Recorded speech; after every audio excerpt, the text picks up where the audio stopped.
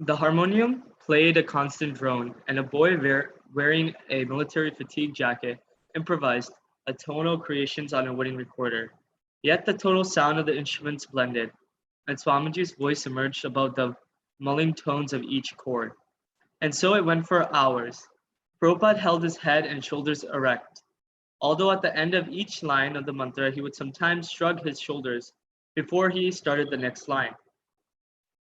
His disciples stayed close by him, sitting on the same rug, religious ecstasy visible in their eyes. Finally, he stopped. Immediately, he stood up, and they knew he was going to speak. It was 4 o'clock, and the warm autumn sun was still shining on the park. The atmosphere was peaceful, and the audience attentive and mellow from the concentration on the mantra. He began to speak to them, thanking everyone for joining in the kirtan. The chanting of Hare Krishna, he said, had been introduced 500 years ago in West Bengal by Chaitanya Mahaprabhu. Hare means, O energy of the Lord. Krishna is the Lord. And Rama is also the name of the Supreme Lord, meaning the highest pleasure. His disciples sat at his feet, listening. Rai Rama squinted through his shielding hand into the sun to see Swamiji, and Kirtananda's head was cocked to one side, like a bird who was listening to the ground. He stood erect by the stout oak, his hands folded loosely before him in a proper speaker's posture, his light saffron robes covering him gracefully. The tree behind him seemed perfectly placed, and the sunshine dappled leafy shadows against the thick trunk.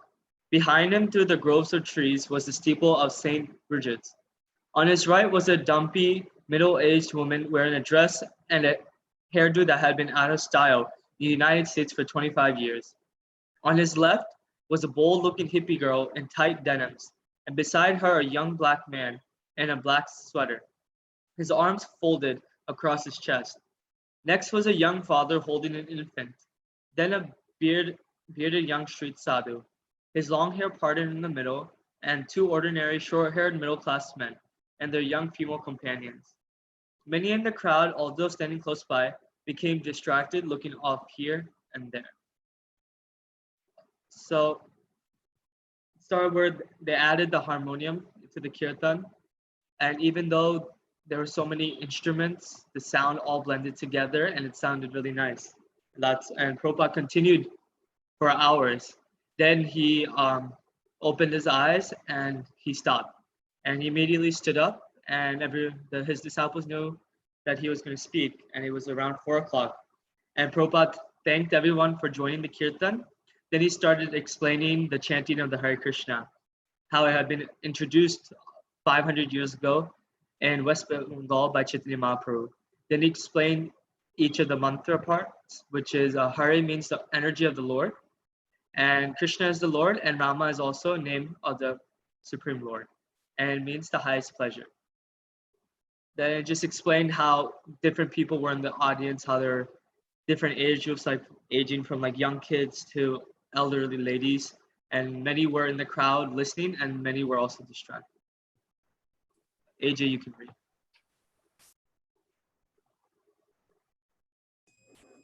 He stood erect by the stout oak, his hands folded loosely. My bad, it's the next paragraph. Yeah, I thought so.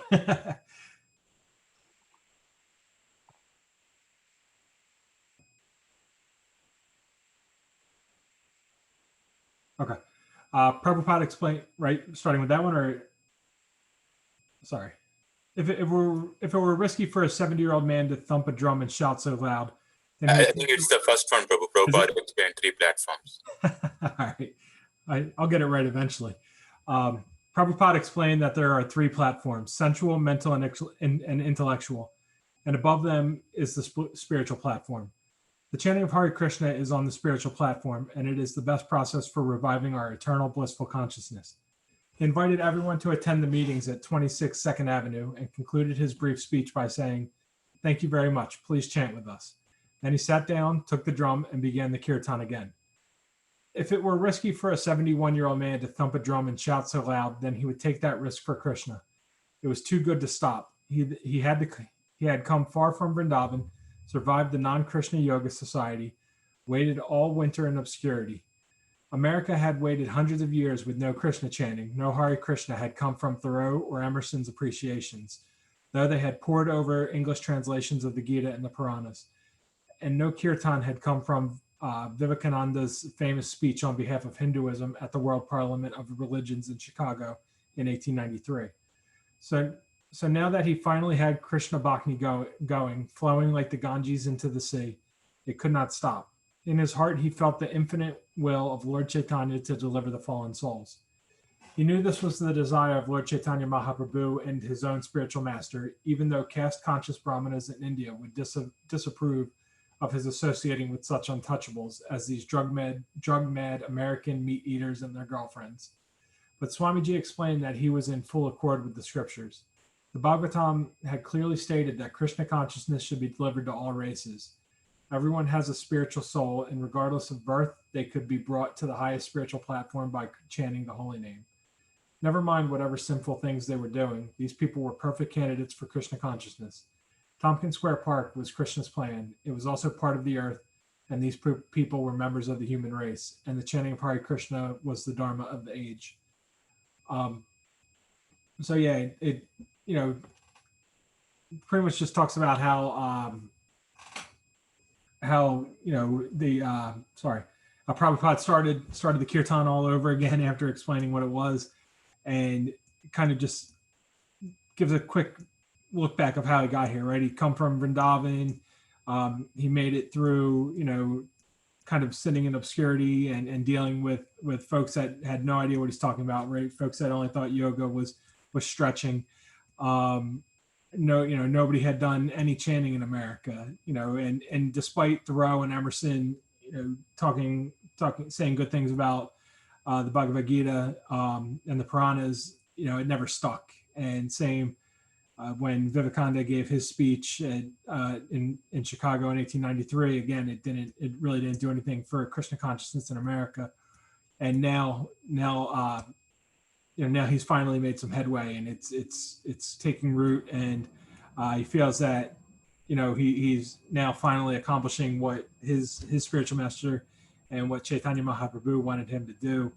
And it also talks about how the Brahmanas would in India probably wouldn't approve of him preaching to these people, right? They're drug addicts, they're the hippies would probably fit into one of the lower castes that wouldn't be appropriate for this. But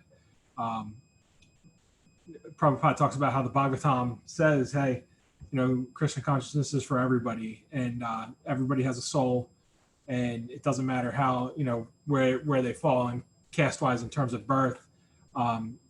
They can reach the highest spiritual platforms just through chanting the holy name. So. Thank you. I'm back finally yesterday. Sorry, I could not join. I had a meeting. I just came from temple. So who is reading now? Who read? Only you read? Gaurang.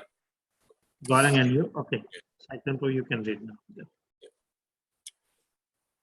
Walking back home in the early evening, past the shops and crowded tenements, followed by more than a dozen interested new people from the park, the Swami again sustained occasional shouts and taunts. But those who followed him from the park were still feeling the aura of an ecstasy that easily tolerated a few taunts from the street. Prabhupada especially was undisturbed, and he walked with his head high, not speaking. He was gravely absorbed in his thoughts, and yet his eyes actively noticed people and places and exchanged glances with those whom he passed on his way along 7th Street, past the churches and funeral homes, across First Avenue to the noisy, heavily trafficked 2nd Avenue. Then down the 2nd, past liquor stores, coin laundries, delicatessens, past the Iglesia Alianza Christian Missionera, the Kohinoor Intercontinental Restaurant Palace, and then past the Church of the Nativity, and finally back home to number 26. There was a crowd of people from the park standing on the sidewalk outside the storefront, young people waiting for him to arrive and unlock the door to matchless gifts. They wanted to know more about the dance and the chant and the elderly Swami and his disciples who had created such a beautiful scene in the park. They filled the storefront. Outside on the sidewalk, the timid or uncommitted loitered near the door or window, smoking and waiting or peering in and trying to see the paintings on the wall. Swamiji entered and walked directly to his dais and sat down before the largest gathering that had ever graced his temple. He spoke further of Krishna consciousness, the words coming as naturally as breathing, as he quoted the Sanskrit authority behind what they had all been experiencing in the park. Just as they had all chanted today, he said, so everyone should chant always. A long-haired girl sitting close to Swamiji's dais raised her hand and asked, seemingly in trance, when I'm chanting, I feel a great concentration of energy on my forehead, and then a buzzing comes and a reddish light. Just keep on chanting, Swamiji replied, it will clear up. So here, basically, Swamiji comes back with his followers, group of devotees back from Tompkins Square Park to 26th 2nd Avenue. And they still see some taunts from the passerbys, just like they saw while they were going to the park. And now it has been many hours since they were there in the park, and some other people who like the chanting, the kirtan, they also joined Prabhupada in this group back to the storefront. And there were already some people who were waiting outside to get into the Matchless Gift storefront. And Prabhupada, once he came in, he took the dais, and this was the largest gathering that who came to his temple, and he started giving a lecture from the dais. And one young girl basically raised her hand and asked that when she's chanting, she's getting a lot of a sense of energy on the forehead, and then she sees like a reddish light. And then Prabhupada said, just keep on chanting, it will go away. So where we are now is now Tompkins Square Park. I remember last time we did the Washington Square Park. When did they go to Tompkins Square Park? Yesterday, like that was the first time they did the Sankirtan in Tompkins Square Park. Okay, so this is the Prabhupada returning from the first time from his park trip, or the second time? I think it's the first time, Prabhu. So basically, yesterday they were there for many hours, and many people. Many hours where? In Tompkins Square Park. Okay, so first time many hours in Tompkins Square Park. Okay. And then there were many people. Everyone started dancing. It was like a meeting ground for all hippies. So there were many people Tompkins Square Park around at that time. There were many immigrants who were there, like many Puerto Ricans. So all different crowds of people witnessed the chanting there. And many musicians came and joined them. And now Prabhupada basically comes back, and it attracted a lot of people, and they came back to the storefront. Very nice. It's okay. Shyamala will lead. Well, what does the chanting produce? She seemed to be coming out of her trance now. Chanting produces chanting, he replied. Just as when you are calling the name of your beloved. If there is someone you love very much, then you want to repeat his name again and again. It is out of love. A man spoke up without raising his hand, but is not it just a kind of hypnotism on sound? Like if I chanted Coca-Cola over and over, would not it be the same? No, Prabhupada replied. You take any word, repeat it for 10 times, and you will 10 minutes, and you will feel disgusted. But we chant 24 hours and we don't feel tired. Oh, we feel new energy. The question seemed more relevant today. The guests had all been chanting in the park, and now they were probing philosophically into what they had experienced. The Swami's followers marked this as a victory, and they felt some responsibility as hosts and guides for the others. Swamiji had asked Kirtananda to prepare some prasadam for the guest, and soon Kirtananda appeared with small paper cups of sweet rice for everyone. So here the Prabhupada clears her question, what is this chanting? What is the outcome of it? So Prabhupada answers, chanting produces chanting, means you chant until you develop your chant. That's the beauty of it. That's the beauty of spirituality.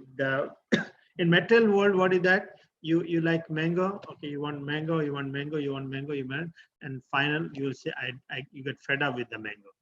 I remember the same thing with pizza for us. We still like it, but not that anymore. So, but in chanting, what is the nature of chanting is you chant more and you would like to chant more. Anandam Buddhi Vardhanam. So that's what he says, that's the difference between chanting any sound or chanting Hare Krishna. So Prabhupada says that. And now they're seeing that is a good now philosophical question they're asking, the more success. He asked Kirtananda that gets some prasadam, he brings some sweet rice in for everyone.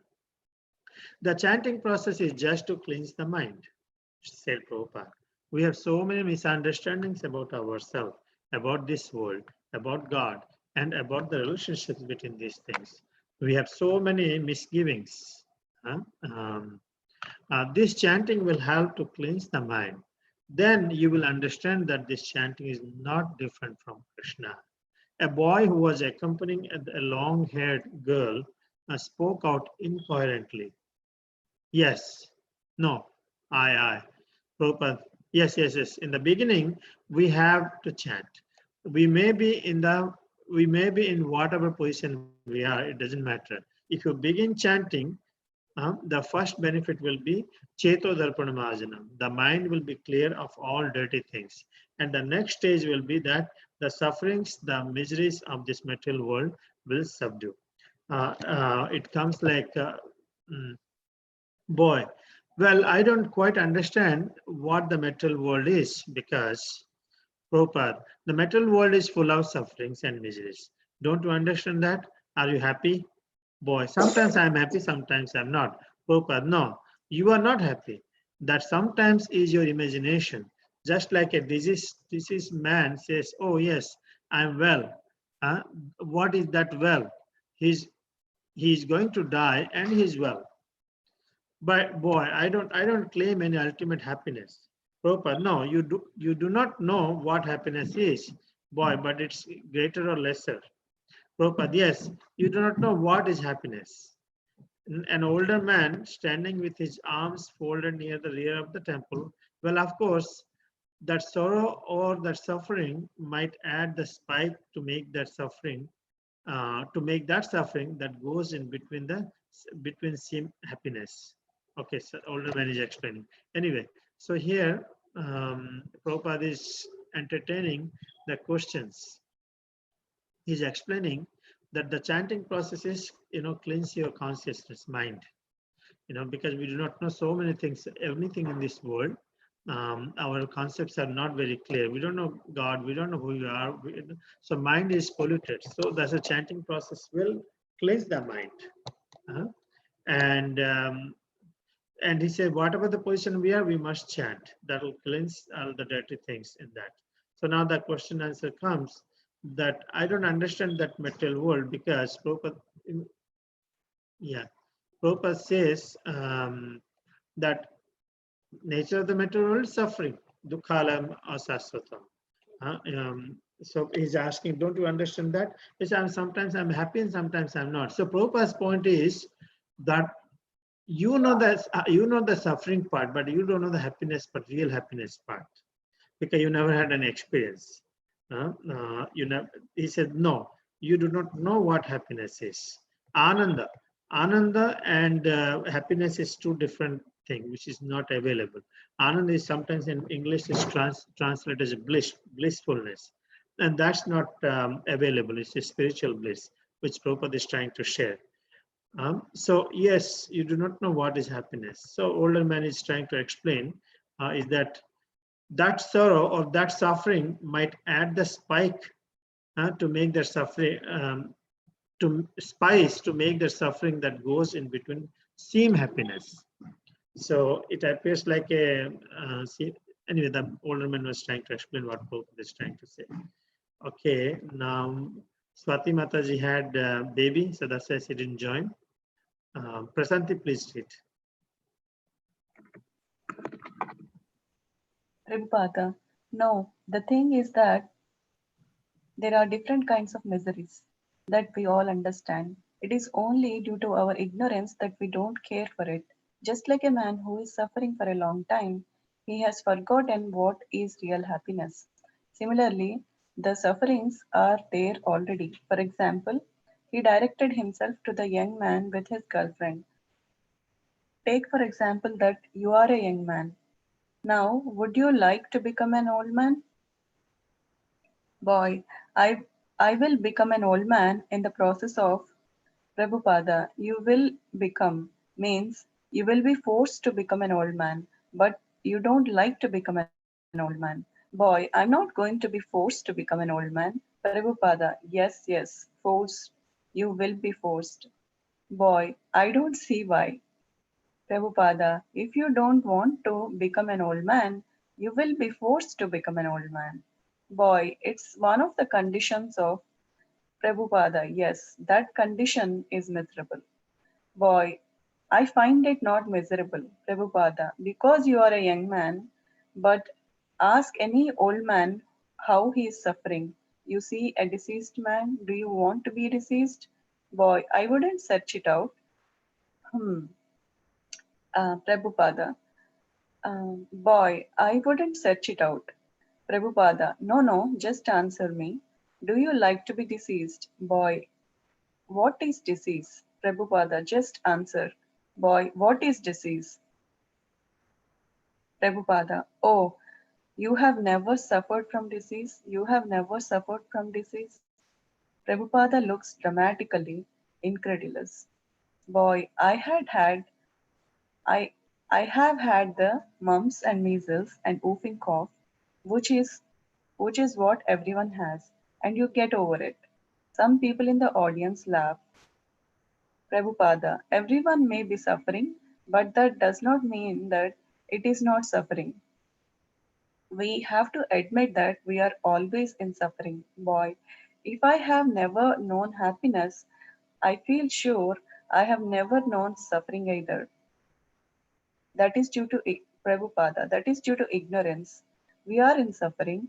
We don't want to die, but death is there. We don't want to be deceased, but disease is there. We don't want to become old, but old age is there. We don't want so many things, but they are forced upon us. And any sane man will admit that there are sufferings. But if you are accustomed to take these sufferings, then you say it is all right. But any sane man won't like to be deceased. He won't like to become old. He won't like to die. Why do you have this peace movement? Because if there is war, there will be death. So people are afraid. They are making agitation. There should be no war. Do you think that death is a very pleasurable thing?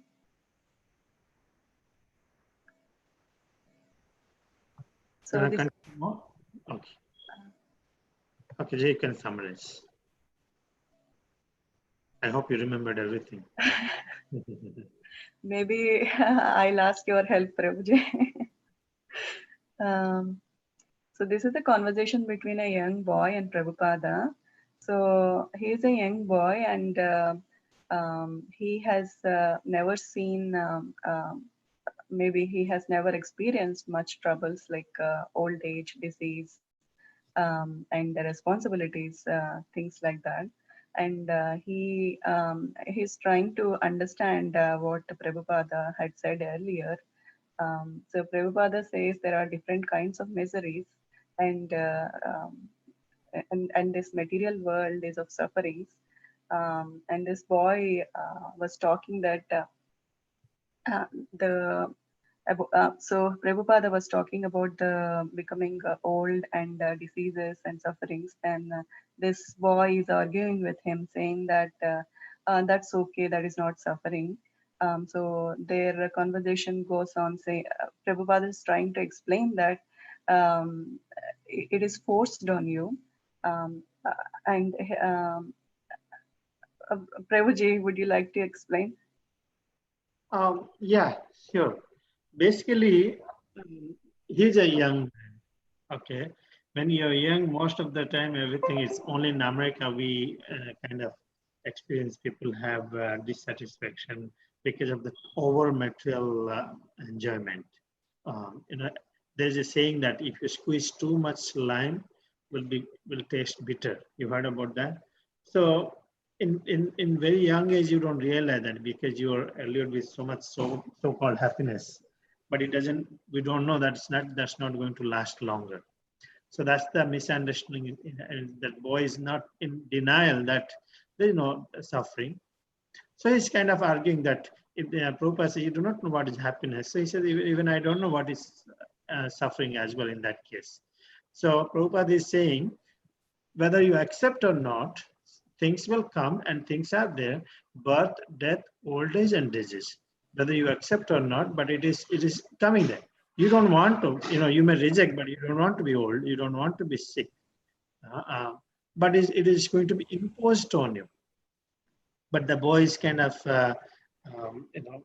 out of ignorance, he's not accepting. So I don't know what is going to happen next. So here, what is it? Oh, yeah. So here Prabhupada says that, you don't want, but these things will be imposed on you, and that's called suffering. This would be, okay, here. You already read this one, right? There should be no war. Do you think that death is very pleasurable thing? Yeah. You already read. So in summary, that's what he's saying, that everything is imposed on you, but you're out of ignorance, you don't want to accept it. So now the boys, okay, who else can read? Yeah, our speaker. No, I agree. Prabhupada, yes. No, that's Prabhupada. So, boy, No. I have never experienced. Prabhupada, you have experienced and forgotten. Many times you have died, you have experienced, but you have forgotten. Forgetfulness is no excuse. Suppose a child forgot some suffering, that does not mean he did not suffer. Boy, no, I agree. Prabhupada. Yes, so suffering is there. You have to take directions from realized souls, from authorities. Just like in Bhagavad Gita it is said, Dukhalayam Ashashvatam. This world is full of miseries. So one has to realize it. Unless we understand that this place is miserable, there is no question of how to get out of it. A person who does not develop this understanding is not fully developed, just like the animals. They do not understand what misery is. They are satisfied. It was late when he finally returned to his apartment. One of the boys brought him a cup of hot milk, and someone remarked they should do the chanting in the park every week, every day. He replied. Even while half a dozen people were present, he lay down on his thin mat. He continued to speak for some minutes, and then his voice trailed off, preaching in fragmented words. He appeared to doze. It was 10 o'clock. They tiptoed out, softly shutting the door. October 10. It was early. Swamiji had not yet come down for class, and the sun had not yet risen. Satsvarupa and Kirtananda sat on the floor of the storefront, reading a clipping from the Morning Times. Satsvarupa. Has the Swami seen it? Yes, just a few minutes. Kirtananda. Yes, just a few minutes ago. He said, it's very important. It's historic. He especially liked that it was the New York Times. Satsvarupa, reading aloud. Swami's flock chants in park to find ecstasies. 50 followers clap and sway to historic music at East Side ceremony, sitting under a tree in Lower East Side Park and occasionally dancing. 50 followers of Hindu Swami repeated a 16-word chant for 2 hours yesterday. It was, yes, no, I'll summarize. So here Srila Prabhupada, again, the argument continues. That boy keeps on arguing with Srila Prabhupada. So Prabhupada asks him a question. Do you think that death is very pleasurable thing? And then the boy says, no, I've not experienced. Prabhupada said, no, you have experienced and forgotten. We have taken many births, and then but because of forgetfulness, we don't remember. And then he gives an example, like suppose that child forgot some suffering. That does not mean that he did not suffer. He suffered, but it's just forgotten. Then the boy says, yes, no, I agree. That's what boy agrees. And Prabhupada says, yes, so suffering is always there. So one must take direction from the realized soul, from authorities. And then in Bhagavad Gita, it is mentioned that this world is dukkhalem shashvatam. This world is full of miseries. So one has to realize it. So unless there is that understanding that this place is dukkhalem shashvatam, there is, nobody wants to get out of it. So first important thing is one must know that this place is place of misery. So Prabhupada says, so one who does not develop this understanding, and he's not fully developed. So just like animals, people are in ignorance that they do not understand what misery is, and then they are just simply satisfied going through miseries. And then finally it gets late, and then Srila Prabhupada returns to his apartment, and then one of the boys brings him a hot milk, and there's few people sitting there, and then somebody asks like, what about chanting in the park every week? Srila Prabhupada does every day. So, and then Srila Prabhupada sits since late night, and then he lays down to take rest. And then the next day, we see Satsvarupa and Kirtananda Maharaj. They were sitting on the storefront, and then they were reading the New York Times. And then in New York Times, there was this advertisement. New York Times, there was this news that there was some Indian Swami with his folks. They chanted in the Tompkins Square Park. And Srila Prabhupada said that that is very important, and it is very historic. Historic because it was like published in the New York Times.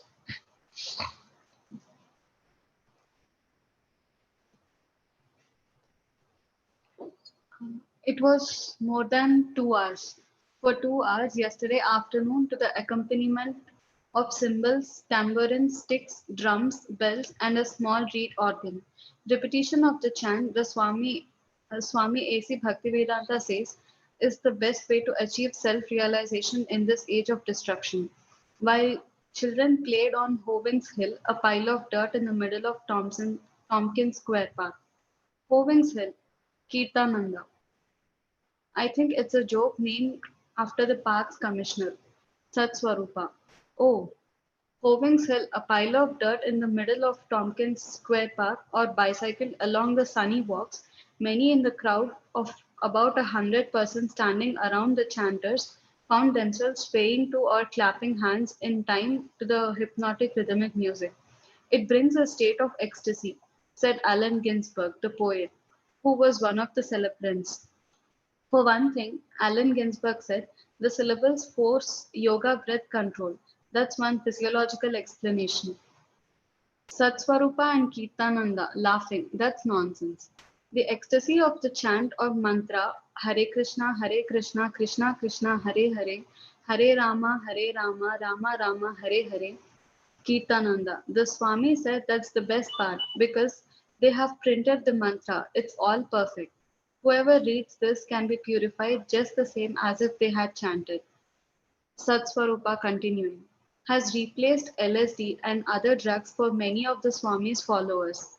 Mr. Ginsberg said. He explained that Hare Krishna, pronounced Hare, is the name for Vishnu, a Hindu god, as the bringer of light. Rama, pronounced Rahma, is the incarnation of Vishnu as the prince of responsibility. What? Where did he get that? It sounds like something out of an encyclopedia. The chant therefore names different aspects of God, Mr. Ginsberg said. Okay, now you want to summarize? Yes, Prabhu.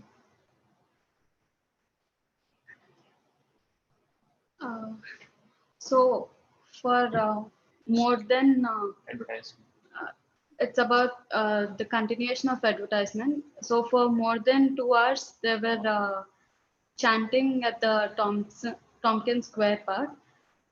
And Prabhupada says that to achieve the self-realization, we have to repeatedly chant the Hare Krishna mantra for this age of destruction. And Prabhu, can you summarize, please? I'm actually written here, while children played on the Hovings Hill. So Kitnananda is explaining. It's a joke named after Parks Commissioner. Anyway, so he was asking what is Hovings Hill. So Sasra Swami was actually asking what is Hovings Hill. Anyway, so looks like there's an interview with Alan Ginsberg, and he is explaining things according to his own way. And Professor Swami and Kirtan, actually, they're laughing at his explanation.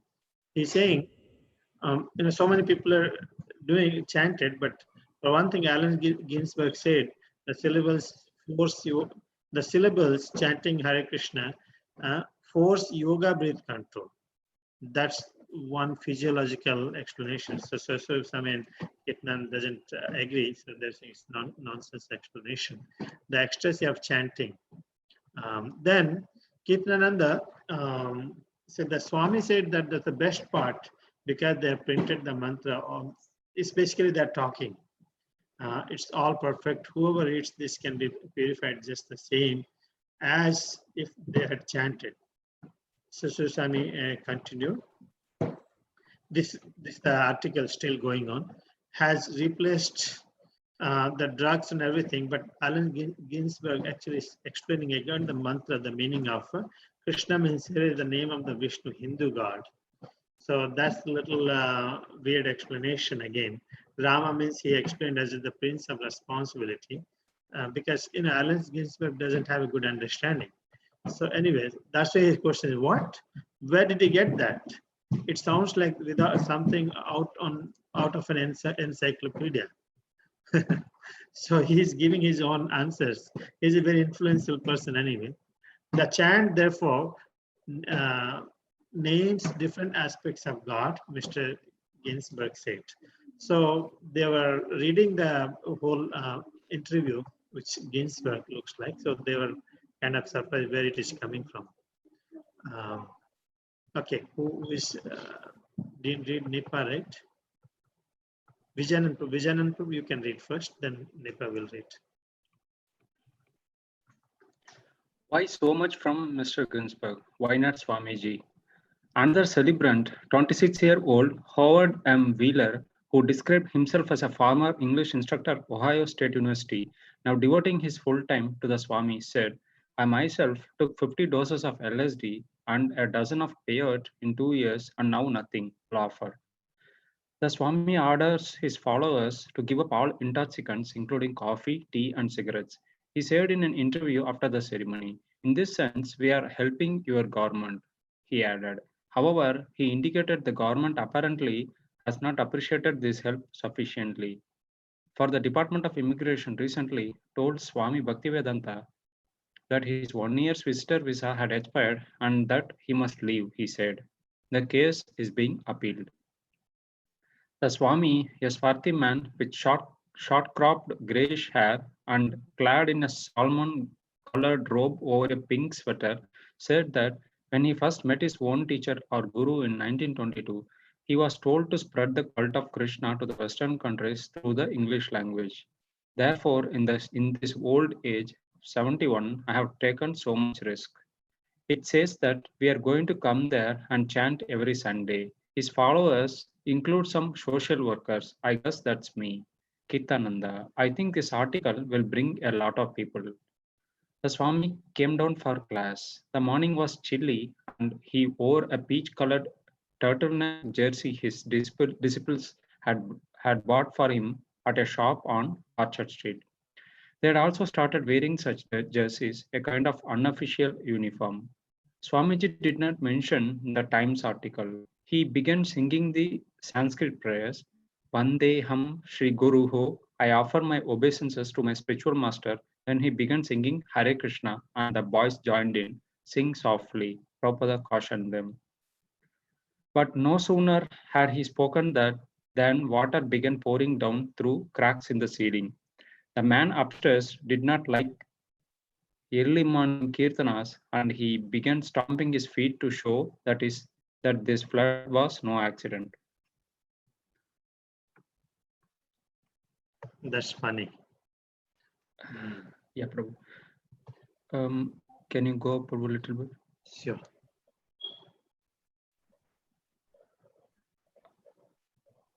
Here I'll just say, I don't know, you can, what they're saying, Sasur Swami and Kirtana saying, why so much interview from Ginsberg? Why not Swamiji? That's what their point. I think the further interview is continuing. Right. So in the same article, it was another testimony from Howard Wheeler, where he described that like he was a former English instructor at the Ohio State University, and now he's full-time like devoted to the Swami, and he claimed that he had like, sorry, Prabhu. I agree with Prabhu. Yeah, I agree. Oh, okay. He told that like he took 50 doses of LSD and a dozen of pear and in 2 years, and now nothing. So he totally dropped all those drugs, and he devoted to Swami. So that was mentioned here. And Swami also orders his followers to give up all the intoxicants, which include coffee, tea, and cigarettes. And he also said what if we follow all those things, like leaving the intoxicants, we are helping the government. That's what he mentioned. And he also indicated that the government like has not appreciated on this matter. And also the Department of Immigration recently told that Swamiji's 1 year's visitor visa has expired and he must leave. But that has been appealed actually. Also, Swamiji told his like he was wearing a pink salmon colored or a pink sweater, and he was remembering he was sharing his remembrance of his spiritual master, where in 1922 his guru told him to spread the cult of Krishna consciousness to the Western countries through the English language. And that's the reason in this age of 71 he has taken that much risk and came here. And so in his congregation, like in every Sundays, there were also like lot of some social workers who came. And Kirtananda, on reading all this information from the article, he thought like he told like this article will bring more new people to Swami. And in one day, Swami came down for a class, and he was wearing a peach-colored turtleneck jersey, and which his disciples bought for him on Orchard Street. And looks like all the disciples started wearing the same jerseys, and it has become like an unofficial uniform. And Swamiji started chanting, and he asked them to follow and to sing softly. But looks like there was some water poured down the cracks in the ceiling, and the reason was the man who is there in the upstairs, he did not like the early morning kirtanas, and he began stomping his feet to show that it was not an accident. Nipa, you can read. Hare Krishna, Prabhu. Hare Krishna. What is this? Prabhupada looked up, disturbed, but with a touch of amusement. The boys looked around. Water was pouring down in several places. Get some pots, he said. A boy ran upstairs to Swamiji's apartment to get pots from the kitchen. Soon 3 pots were catching the water as it dripped in 3 separate places. How does he do it? Asked Umapati. Is he pouring water onto the floor? Prabhupada asked Brahmananda to go up and speak to the man to tell him that the kirtana would be a quiet one. Then he asked everyone to sit back down amid the dripping and the pots and continue chanting softly, he said softly. That evening the temple was filled with guests. There's so much kindness of Supreme Lord, Prabhupada said, that he wants to associate with you. So you should receive him. Always chant Hare Krishna. Now this language is Sanskrit, and some of you do not know the meaning. Still, it is so attractive that when we chanted Hare Krishna in the park, oh Lord, oh old ladies, gentlemen, boys and girls all took a part. That there are so also complaints, just like we are receiving daily reports that our Sankirtana movement is disturbing some tenants here. Ravindra Swarup was walking down 2nd Avenue on his way to Swamiji's morning class when an acquaintance came out of the Gem Spa Candy, a news store, and said, "Hey, your Swami is in the newspaper. Did you see?" "Yeah," Ravindra Swarupa replied, "the New York Times." "No," his friend said, "today." And he held up a copy of the latest edition of the East Village Other. The front page was filled with a two-color photo of Swami, his hands folded decorously at his waist, standing in yellow robes in front of the big tree in Tompkins Square Park. He was speaking to a small crowd that had gathered around, and his disciples were at his feet. The big steeple of St. Brigid's formed at salute behind him. Above the photo was the single headline, "Save Earth Now," and beneath was the mantra, Hare Krishna, Krishna Krishna, Hare Hare, Hare Rama, Rama Rama, Hare Hare. Below the mantra were the words, "See centerfold." That was the whole front page. So here it says Prabhupada looks disturbed and looks at the crack above, and he asked in amusement, "What is this?" The boys also looked around. Water was pouring from several places. The boys tried to get pots when he asked for.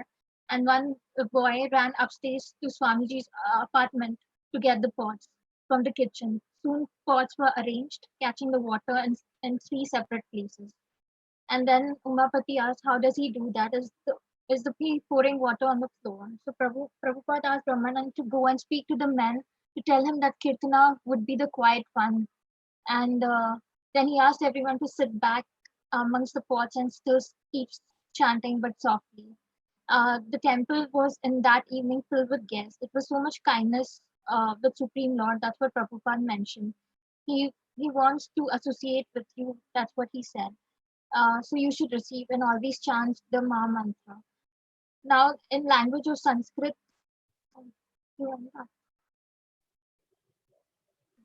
is some up to you is not known, but still it was attractive to chant, and there were every kind of age group coming.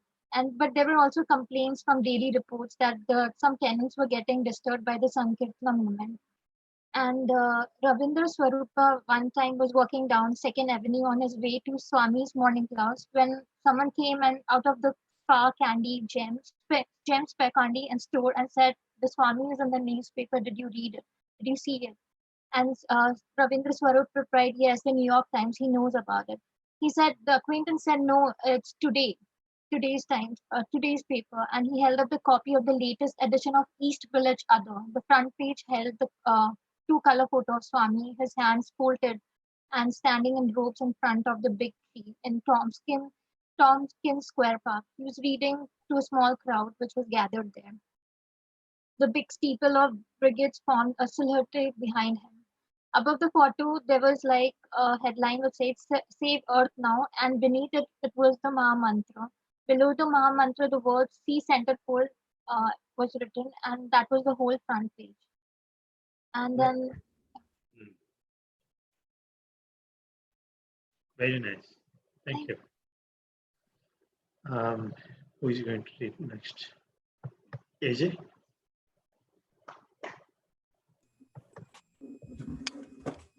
Ravindra Swarupa took the newspaper and opened to the center, where he found a long article and a large photo of Swamiji with his left hand on his head, grinning blissfully in an unusual casual moment. His friends gave him the paper, and Ravindra Swarupa hurried to Swamiji. When he reached the storefront, several boys went along with him to show Swamiji the paper. "Look," Ravindra Swarupa handed it over. "This is the biggest local newspaper. Everybody reads it." Prabhupada opened his eyes wide. He read aloud, "Save Earth Now," and he looked up at the faces of the boys. Umapati and Hayagriva wondered aloud what it meant, "Save Earth Now." Was it an ecological pun? Was it reference to staving off nuclear disaster? Was it poking fun at Swamiji's evangelism? Well, said Umapati, after all this, the East Village after all, this is the East Village other. It could mean anything.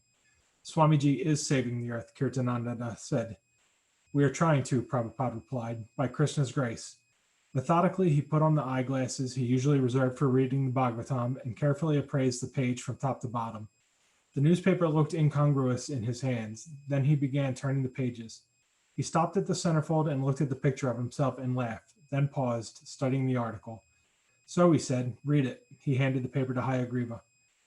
Once upon a time, Hayagriva began loudly, it was a fanciful story of a group of theologians who had killed an old man in a church, and of the subsequent press report that God was now dead. But the story went on. Some people didn't believe it. They had dug up the body and found it to be not the body of God, but that of his PR man, organized religion. At once the good tidings swept across the wide world. God lives, but where was God? Hayagriva read dramatically to an enthralled group. Yeah, I don't know what that means. So, you know, they take the paper to Prabhupada, but it sounds like the article itself was a little nonsensical, and based off of what Umapati said, you know, based off of what he's saying, after all, this is the East Village other, it could mean anything. It sounds like they kind of have a track record of writing kind of elaborate, fanciful pieces, right? That don't necessarily make 100% sense. But, you know, they say, you know, Prabhupada says, he's like, yeah, we are trying to save the earth, right? With Krishna's grace. And then they go through and they read it. And as Hayagriva is reading, it's just kind of a little, like I said, a little nonsensical. So it's coming from a reporter, maybe, right? What's that? It may be coming from a reporter who wrote. Yeah, a reporter's writing it, but it sounds like he's just kind of embellishing a little bit, and being maybe a little edgy. I don't know. It's a weird. It's a weird. It sounds like. Yeah, like good tidings swept across the wide world. God lives. Hope we'll understand more. I hope. A full-page ad in the New York Times offering a reward for information leading to the discovery of the whereabouts of God, and signed by Martin Luther King and Ronald Reagan, brought no response. People began to worry and wonder again. God, said some people, lives in a sugar cube. Others whispered that the sacred secret was in a cigarette. Wow, so many nice realizations here people looks like here about God. But while all this was going on, an old man, 1 year past his allotted 70, and now I know what is 70, wandered into New York's East Village and set about to prove to the world that he knew where God could be found. In only 3 months, the man Swami A.C. Bhaktivedanta succeeded in convincing the world's toughest audience, bohemians, acid heads, pot heads, and hippies, and so on, that he knew the way to God. Turn off, sing out, and fall in. This new brand of holy man, with all due deference to Dr. Leary, has come forth with a brand of consciousness expansion. What's sweeter than acid, cheaper than pot, and non-burstable by fudge. How is it all possible? Through Krishna, the Swami said. The boys broke into cheers and applause. Achitananda apologized to Swamiji for the language of the article. It's hippie newspaper. That's all right, so said Prabhupada. He has written it in his own way, but he has said that we are giving God. They are saying that God is dead, but it is false. We are directly presenting, here is God. Who can deny it? So many theologians and people may say there is no God, but the Vaishnava hands God over to you freely as a commodity. Here is God. So he has marked this.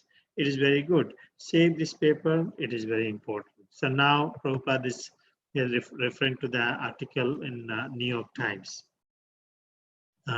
So it's a full, I think it's a full page something came. Is it full page? Okay. Yeah, a full page in that New York Times it came actually.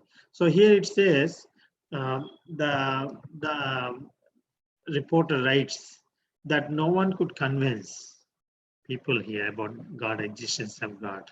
The Martin Luther King signed, Ronald Reagan signed. Isn't it in the American Constitution, the God we trust, in God we trust, that's the slogan we have, but still like people have no interest in, no faith at all. People, the way it was presented looks like they gave up all hope.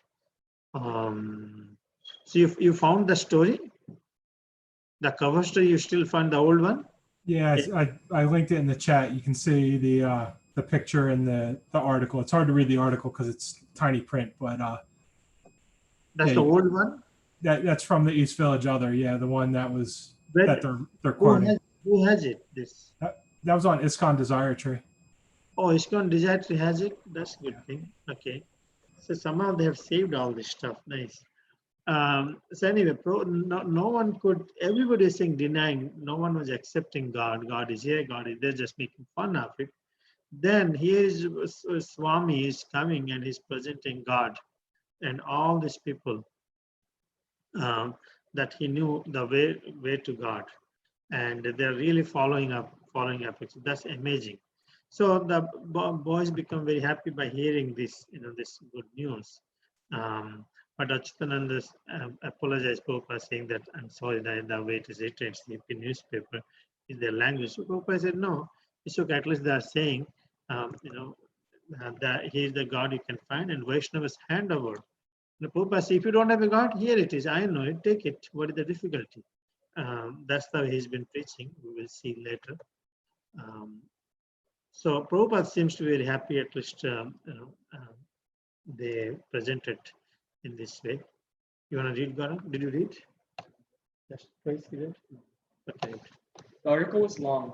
For the cynical New Yorker, it said, living, visible, tangible proof can be found at 26 2nd Avenue, Monday, Wednesday, and Friday between 7 and 9. The article described the evening kirtans quoted from Prabhupada's lectures and mentioned a rhythmic, hypnotic 16-word chant. Hare Krishna, Krishna Krishna, Hare Hare Ram, Ram Ram, Hare Hare. Sung for hours on end to the accompaniment of hand clapping, cymbals, and bells. Swamiji said that simply because the mantra was there, the article was perfect. The article also included testimony from the Swami's disciples. I started chanting to myself, like the Swami said, when I was walking down the street. Hare Krishna, Krishna Krishna, Hare Hare, Hare Ram, Ram Ram, Hare Hare. Over and over. And suddenly everything looking so beautiful. The kids, the old men and women. Even the creeps looked beautiful. To say nothing of the trees and flowers. It was like I had taken a dozen of doses of LSD. But I knew there was a difference. There's no coming down from this. I can always do this anytime, anywhere. It is always with you.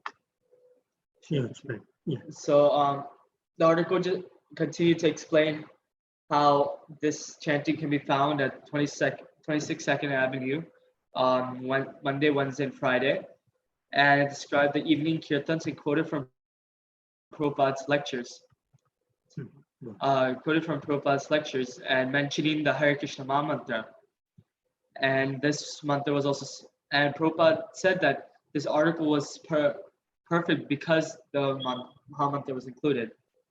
Also, testimonies from the Prabhupada's disciples were also included.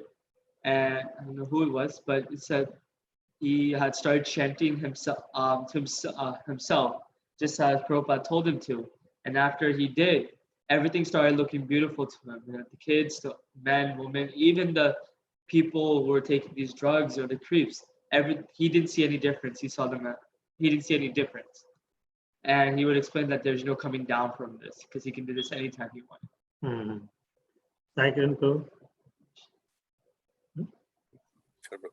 Without sarcasm, the article referred to the Swami's discipline forbidding coffee, tea, meat, eggs, and cigarettes, to say nothing of marijuana, LSD, alcohol, and illicit sex. Obviously, the author admired Swamiji. The energetic old man, a leading exponent of philosophy of personalism, which holds that one God is a person but that his form is spiritual.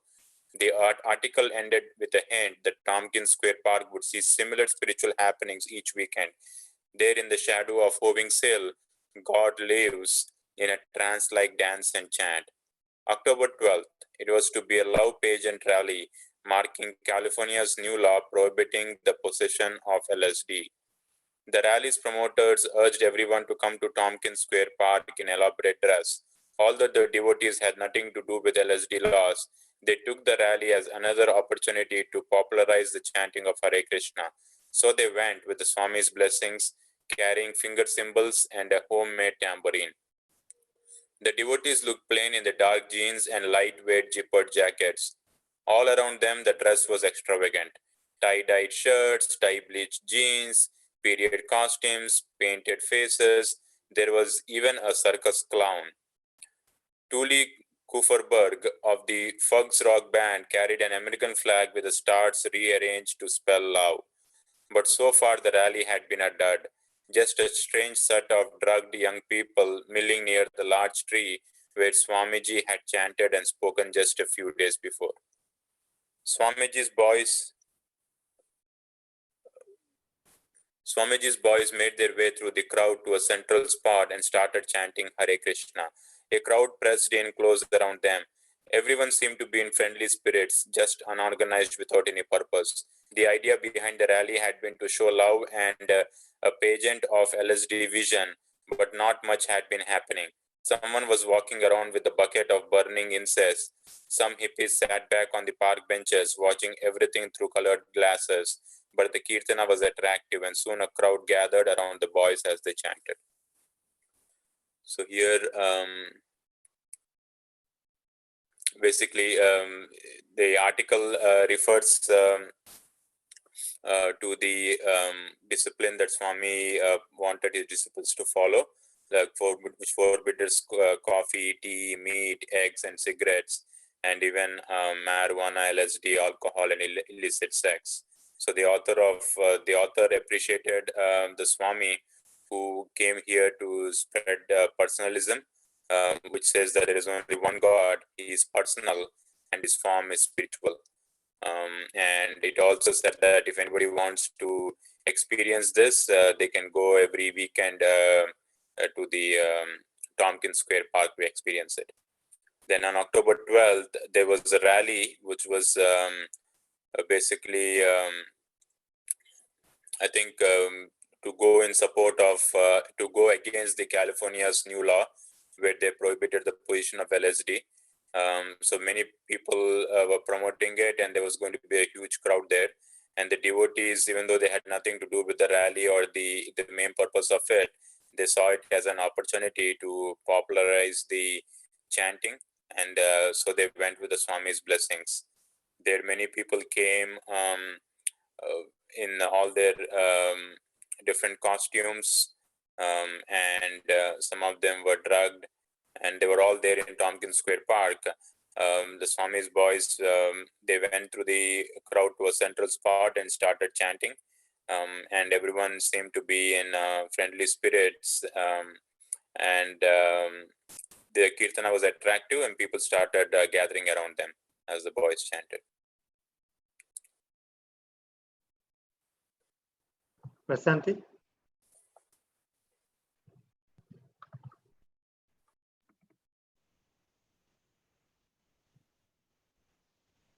Prasanthi? Yes, Prabhuji. Kirtanananda,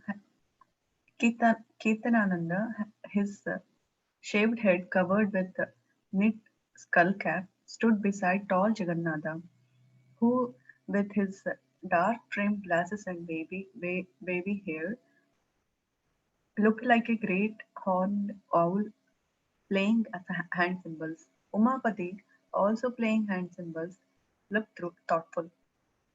Brahmananda sat on the ground in front of them, his eyes closed and his mouth widely open, chanting Hare Krishna.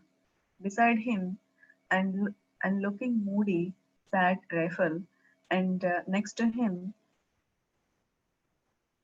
ascetically thin-faced Ravindra Swarupa. Close by, a policeman stood watching. The hippies began to pick up the chanting. They had come together, but there had been no center, no lecture, no amplified music. But now they began clapping and swaying, getting into the chanting as if it were their single purpose. The chanting grew stronger, and after an hour, the group broke into a spontaneous dance, joining hands and singing out Hare Krishna, Krishna Krishna, Hare Hare, Hare Rama, Rama Rama, Hare Hare. They skipped and danced together, circling the tree and Swamiji's disciples. To the hippies, it was in fact a love pageant rally, and they had found the love and peace they are searching for. It was in this mantra, Hare Krishna had become their anthem, their reason for coming together, the life of the love pageant rally. They didn't know exactly what the mantra was, but they accepted it as something deep within the soul, a metaphysical vibration. They tuned into it. Even the clown began chanting and dancing. Only the policeman remained aloof and sober, though he also could see that the new demonstration would be the peaceful one. The dance continued, and only the impending dusk brought the love pageant rally to a close.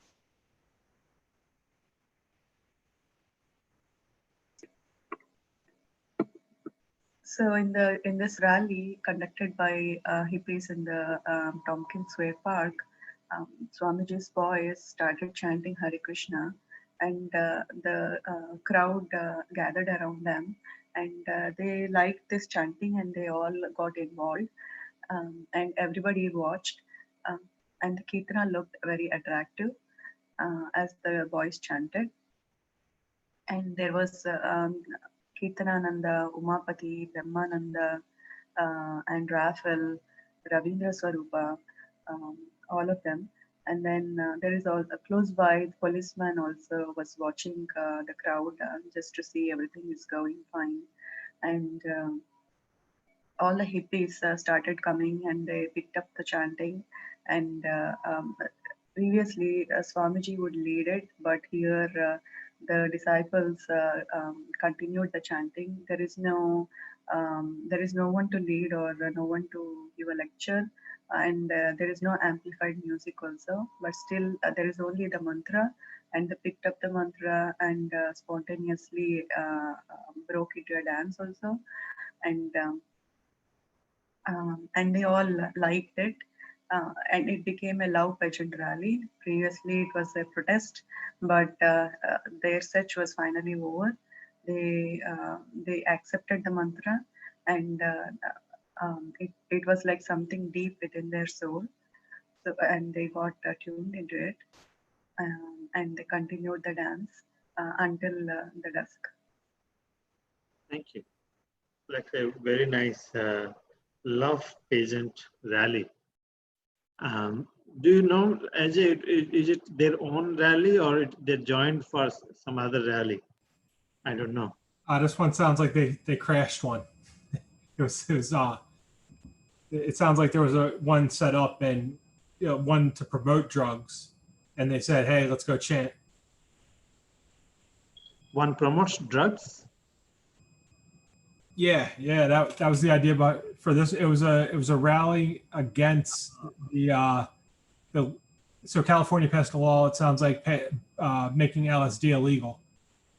So New York was holding a rally, I guess, in protest, but a peaceful protest, I guess. And the disciples went and said, "Hey, this is an opportunity to chant with more people." Very nice. I think we should participate more and more in Delaware. Now, hope once things get clear. We started participating now, slowly. Let's become strong. These things will give a lot of inspiration. So it's 8:44. I want to thank everyone for joining. We'll resume tomorrow again. Okay. Hare Krishna. Srila Prabhupada ki jai. Lilamrita ki jai. Hare Krishna. Thank you so much. Hare Krishna. Hare Krishna.